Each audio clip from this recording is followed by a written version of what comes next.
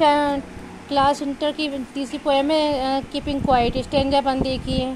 Now we start world है, last world है, so much. पहला क्वेश्चन देखिए कविता और कवि का नाम। तो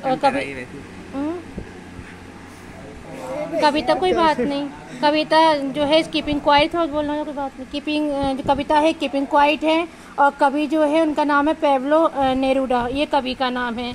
अब देखिए क्वेश्चन 2, हाउ लॉन्ग, कितने लंबे समय तक कवि चाहते हैं रुकना। स्टिल माने शांत या स्थिर रहना चाहते हैं, मतलब एक जगह शांत रहना चाहते हैं, कितने लंबे समय तक। तो आंसर देखिए, आपको लर्न नहीं करने, इसके आंसर पैराग्राफ में छाट कर लिखने हैं, समझ के थोड़ा लिखना है। द पोइट अर्ज, कवि अर्ज करते हैं, तर्क करते हैं, कहते हैं, प्रार्थना करते हैं, ईच वन, प्रत्येक एक से, यानी हर एक से प्रार्थना करते हैं हमसे कि हम काउंट करें। काउंट का मतलब हम गिने, कब तक, 12 तक गिने, 12 गिनती गिने, 1 से लेकर 12 तक काउंट करें और रिमेन रहे, इसलिए शांत रहें, 1 सेकेंड के लिए शांत रहें।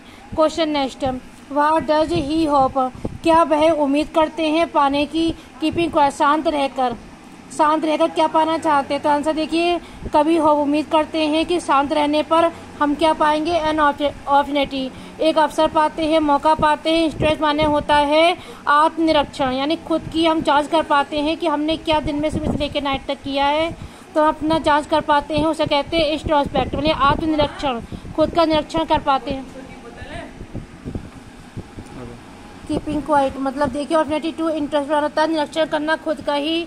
और स्ट्रेन जो अजीब, माने अजीब या विचित्र स्थिरता है, वो क्या देगी, आपको एक फीलिंग देगी, एक एहसास देगी, किसका, टूगेदरनेस माने एक साथ रहने का आपको एक फील और एहसास देगी। क्वेश्चन 4 देखिए, what does the poet mean, क्या कवि का अर्थ है not move our arms so much, इन शब्दों का क्या मतलब है। तो देखिए कवि क्या कहते हैं शब्दों का अर्थ।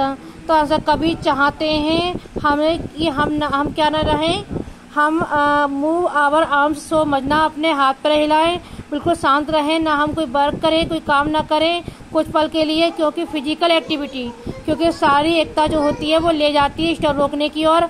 हमारे इंट्रोस्पेक्शन माने होता है आत्मनिरीक्षण। अगर हम अपने हाथों से कोई काम करते हैं तो हम खुद के बारे में, खुद की आत्मा के, खुद के मन के बारे में नहीं सोच पाते, तो हम खुद का इंट्रोस्पेक्शन नहीं कर पाते हैं। नॉट मूविंग, ना हिलाएं अपने आर्म्स, ना अपने हाथों को हिलाएं, ना अपने पैरों को हिलाएं। ये चीज़ हमें क्या करती है, सजेस्ट, सुझाव देती है रोकने का सभी प्रकार की वॉयलेंस को लेकर, सभी प्रकार की हिंसा को। Question next, what is the significance, क्या अर्थ है नंबर ऑफ 12, 12 संख्या बोल रहे हैं, उसका क्या अर्थ है। तो देखिए सिग्निफिकेंट जो अर्थ है संख्या 12, वो ये बताती है कि वहाँ 12 घंटे होते हैं, एक घड़ी में 12 घंटे होते हैं, 12 महीने होते हैं एक वर्ष में। और कभी चाहते हैं लोगों से कहना, कभी क्या चाहते हैं, कभी चाहते हैं लोगों को रोकना, स्टिल माने रोकना चाहते हैं, स्टिल माने स्तर या शांत रोकना चाहते हैं। एज लॉन्ग, जितने लंबे समय तक जितना वो हो सकते हैं, वो जितने तक वो शांत रहें। डिस्क्राइब, वर्णन कीजिए द पन शब्द का वर्णन करना। पन का मतलब है द्विअर्थी, यानी आर्म्स के 2 अर्थ बताए गए हैं। तो आर्म्स के वैसे भी 2 अर्थ होते हैं, एक आर्म्स का मतलब भुजा और हाथ होता है, और दूसरा आर्म्स का मतलब होता है शस्त्र या औजार जो युद्ध से संबंधित होता है। देखिए आर्म्स हैज 2 मीनिंग, आर्म्स के 2 अर्थ हैं, 2 मीनिंग है हैंड और वेपन्स। हाथ, एक तो है हाथ यानी भुजाएं, और दूसरा है वेपन, शस्त्र या औजार। सो द पोइट, इसलिए कभी चाहते हैं आसमाने हमसे कि हम स्थिर रहें, जैसे कि नॉट मूविंग, ना हिलाएं अपने हाथ, और ना मतलब लड़ें, और नॉट ना प्रयोग करें, हम शस्त्र का प्रयोग करें। दूसरा paragraph, what would be an exotic, exotic माने बताया गया आकर्षक, मोमेंट माने होता है क्षण या पल। तो आकर्षक क्षण या पल क्या है। तो आंसर देखिए, द मोमेंट, पल, स्थिर रहने का, शांत रहने का, वो एक आकर्षक पल है, क्षण है। Question 2, why would it be exotic, क्या क्षण आकर्षक, मतलब क्षण जो है कैसे आकर्षक, क्यों आकर्षक होगा, क्यों आकर्षक लग रहा होगा या होगा। तो आंसर देखिए, द मोमेंट, पल जो आकर्षित होगा क्योंकि ये एक इनिटेट रखता है, एक गहरी शांति देगा और भाईचारा देगा। ब्रदरहुड माने भाईचारा होता है, अपनापन। इन द स्टे, वही एक अजीब पल है, विचित्र पल है कि वहाँ क्या होगा, शांत होगा, शांति होगी, ऑल अराउंड चारों ओर शांति ही होगी। Next, what would be what would क्या होगा, रिजल्ट क्या परिणाम होगा एक साथ रहने का, सबके साथ एक साथ रहने का क्या मतलब क्या रिजल्ट होगा, क्या परिणाम होगा।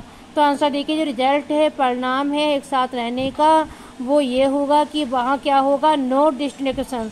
डिस्क्रिमिनेशन माने होता है भेदभाव, तो वहाँ कोई भेदभाव नहीं होगा, जो क्या करेगा, जो फोस्टर हार्मनी, जो संतुलन को बनाए रखेगा और भाईचारे को बनाए रखेगा।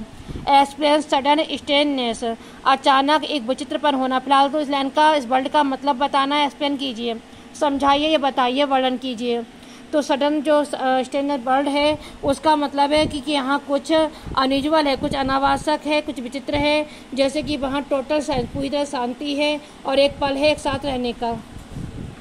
स्टेंजा 3 देखिए, दो स्टार्ट वर्ड है, लास्ट वर्ड है नथिंग। पहला क्वेश्चन, नेम द डिफरेंट किन, विभिन्न प्रकार का युद्ध के नाम बताइए जो व्याख्या की गई है ऊपर की लाइनों में, और क्या कवि का मतलब है ग्रीन बार्स से।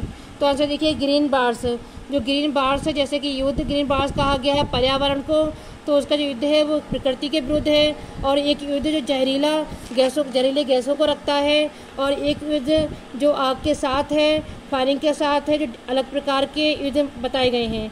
ग्रीन बार का मतलब पर्यावरण, जिसका मतलब है कि युद्ध जो पर्यावरण के विरुद्ध लड़े जा रहे हैं, वार्निंग दी जा रही है राष्ट्र को रखने के लिए, डेवलप करने के लिए, नए शस्त्रों का विकास करने के लिए राष्ट्र को वार्निंग दी जा रही है, चेतावनी दी जा रही है। टू बेज बार, युद्ध को लेकर किसके विरुद्ध, पर्यावरण के विरुद्ध। नेक्स्ट क्वेश्चन, एक्सप्लेन व्याख्या कीजिए। विक्टोरी शब्द, विक्टोरी माने विजय, ये जीत पाना होता है। विद नो सर्विस, सर्विस का मतलब होता है जीवित न रहना, कोई जीवित न रहे, इसको विजय पाने को लेकर, मतलब विजय जिसमें कोई जीवित ना रहा हो, ऐसी विजय पाना, उसका एक्सप्लेन कीजिए। तो कभी चाहते हैं, कभी बताना चाहते हैं संदेश कि युद्ध लाता है विनाश, डिस्ट्रैक्शन माने विनाश को लाता है, और लीव छोड़ता है, नॉन किसी को नहीं छोड़ता कि वो विक्टोरी मनाए, जीत या विजय मनाए। नो वन, कोई व्यक्ति नहीं पा सकता कुछ भी। बेगिंग बार मतलब मांग कर किसी प्रकार का कोई भी युद्ध नहीं कर सकता। वह डर द पोइट वांट, क्या कभी चाहते हैं। वार्म ऑर्गेनिस से क्या चाहते हैं, तो वार्म ऑर्गेनिस का मतलब है आग भड़काने वाले, आग भड़काने वाले को कहा गया है, उससे क्या चाहते हैं। तो कभी चाहते हैं आग भड़काने वालों से रखना साफ, कि वो अपने कपड़े को क्लीन रखें, साफ रखें और क्लीन रखें अपने कपड़ों को, वो सिम्बोलिज है, वो चिन्ह प्रतीक है उनकी बुरी तरीकों का जो रखे गए हैं, और शांत रहें, अपने भाइयों के साथ शांत रहें। व्याख्या कीजिए। Bars with gas, bar with fire, इसका मतलब क्या कि गैस के साथ युद्ध और आग के साथ युद्ध। तो देखिए बार विद गैस, गैस के साथ युद्ध लड़ना, ये क्या है, युद्ध और आग के साथ युद्ध लड़ना, ये दोनों रेफर करते हैं, व्यक्त करते हैं नए टेक्नोलॉजी माने नई तकनीकी को व्यक्त करते हैं जो यूज़ की गई हैं लड़ने के लिए एक दूसरे के साथ, और जो कि ले जाती हैं या अग्रसित करती हैं पूरे विनाश की ओर ले जाती हैं। 4 paragraph. What does the poet expect, क्या कभी आशा करते हैं फिशरमैन से, मछुआरे से, क्यों। तो कभी एक्सपेक्ट आशा करते हैं कि मोमेंट ऑफ स्टिलनेस, स्थिरता का जो पल है उसमें जो मछुआरे हैं वो पाएंगे, समय पाएंगे। इंस्टेंट माने आत्मनिरीक्षण का, और वे क्या होंगे, नॉट हार्म, कोई हानि नहीं पहुंचाएंगे व्हेल मछली को उस समय पर। व्हाट विल द मैन, क्या व्यक्ति करेगा एकत्र नमक को इकट्ठा करके क्या करेगा। तो व्यक्ति इकट्ठा कर रहा है नमक को, वो रोक लेगा थोड़े समय के लिए और अपने घाव को हाथों से मतलब मलेगा। क्या हर्ट हैंड, ये हर्ट हैंड का मतलब क्या है, क्या अर्थ है। वैसे हर्ट मीन्स क्या होता है, चोट लगे हुए घायल हाथ, तो उसका मतलब क्या, तो हर्ट हैंड वो बताते हैं विनाश को, वो कहे गए हैं डिस्ट्रैक्शन के लिए, विनाश के लिए, कि जो मानव जाति है, मानव जो लोग हैं वो कारण है खुद के लिए, पर्यावरण जो है वो एक काम करता है खुद की आवश्यकताओं के लिए। What should the fisherman not do, क्या मछुआरे को नहीं करना चाहिए, तो मछुआरे को हर्ट चोट नहीं पहुंचाना चाहिए व्हेल मछली को ये समुद्र में। 5th पैराग्राफ देखिए। इफ स्टार्ट वर्ड है, लास्ट वर्ड है डेथ। देखिए पहला question, who does be refer, यहाँ पे हम शब्द जो है वो किसके लिए रेफर हुआ है, किसके लिए व्यक्त हुआ ऊपर की लाइनों में। तो आंसर देखिए बी शब्द रेफर व्यक्त हुआ है मानव जाति के लिए जो हमेशा थिंकिंग सोच रहे हैं किसके बारे में, उनकी अपनी प्रगति के बारे में और आगे बढ़ने के बारे में, एडवांसमेंट का आगे बढ़ना। वाई डज द पोएट, क्यों कभी चाहते हैं कुछ भी ना करना किसी के लिए। तो ऐसे देखिए कभी चाहते हैं कुछ भी ना करना किसी के लिए, क्योंकि जो हमारे माइंड है वो हमें शांति दे सकते हैं और हम जो है योग्य हैं आत्मनिरीक्षण करने का, खुद का निरीक्षण करने का, और एनालाइज माने विश्लेषण करने का उनके अपने एक्शन का, उनके अपने कार्यों का।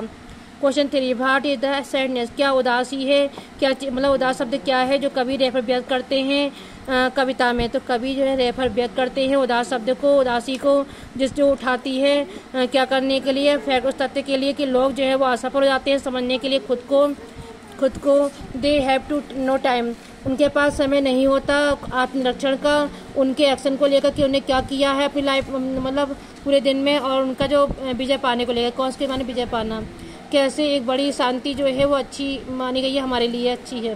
तो एक बड़ी शांति जो हमारे लिए अच्छी हो सकती है क्योंकि हम एवल योग्य होते हैं चाहे पाने के लिए शांति इस शांत वातावरण में, और ये चीज़ हमारी हेल्प करती है क्या करने में, एनालाइज विश्लेषण करने में, हमारे खुद का मतलब निरीक्षण करने में खुद का और हमारे एक्शन को लेकर, और इंटर माने व्याख्या करने में एक उदासी को लेकर जो मतलब डराती है हमारे खुद को मृत्यु से। नेक्स्ट पैराग्राफ 6 देखिए, व्हाट स्टार्ट वर्ल्ड है, लास्ट वर्ल्ड डेथ है। Question 1, what should not be confusion, क्या हमें परेशान नहीं होना चाहिए टोटल इनएक्टिविटी यानी संपूर्ण निष्क्रियता से, इसका मतलब हमें परेशान नहीं होना चाहिए। तो देखिए स्थिरता जो है और शांत रहना ये नहीं है कन्फ्यूजन में, मतलब कन्फ्यूज नहीं करते हैं, परेशान नहीं करते हैं, टोटल पूरी तरह से निरीक्षण होने के लिए, पूरी तरह से निष्क्रिय होने के लिए। व्हाट इज द लाइफ, यहाँ पे लाइफ का मतलब क्या है, लाइफ किसके जीवन के बारे में बताया गया है। तो लाइफ किसके बारे में है, लिविंग जो जीवित लोग हैं उनके बारे में फुलिश पूरी तरह से, और ये क्या है कोई इसका अर्थ नहीं है वेस्ट करना, कि हम मतलब वेस्ट करें बर्बाद करें इसे क्या करके मतलब बैठकर आलसियों की तरह, सुस्त या आलसी की तरह बैठकर। Next, why does the poet से, क्यों कवि कहते हैं कि मैं चाहता हूँ ट्रक करना विद डेथ, मृत्यु के साथ कोई संबंध या लेन देन करना नहीं चाहता हूँ, ऐसा क्यों कहते हैं।